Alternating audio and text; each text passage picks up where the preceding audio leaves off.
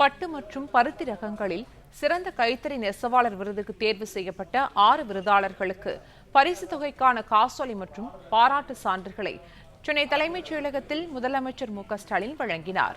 கூடுதல் விவரங்களை செய்தியாளர் ராஜகுமரன் வழங்க கேட்கலாம். ராஜகுமரன், வணக்கம். விவரங்களை பதிவு பண்ணலாம். தமிழகத்தில் கைத்தறி நெசவாளர்களை ஊக்குவிக்கும் வகையில் சிறந்த நெசவாளர் விருது ஆண்டுதோறும் வழங்கப்பட்டு வருகின்றது.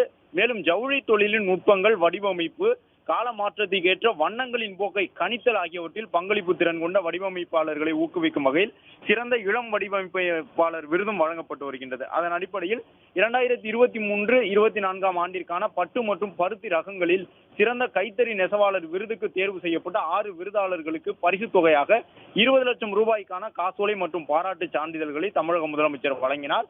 மேலும் சிறந்த வடிவமைப்பாளர் விருதுக்கு தேர்வு செய்யப்பட்ட 3 வடிவமைப்பாளர்களுக்கு பரிசு தொகையாக 40,000 ரூபாய்க்கான காசோலைகள் வழங்கப்பட்டன. சிறந்த இளம் வடிவமைப்பாளர் விருதுக்கு தேர்வு செய்யப்பட்ட 3 வடிவமைப்பாளர்களுக்கு பரிசு தொகையாக 2,25 லட்சம் ரூபாய்க்கான காசோலை மற்றும் பாராட்டு சான்றிதழ்களை தமிழக முதலமைச்சர் வழங்கியுள்ளார்.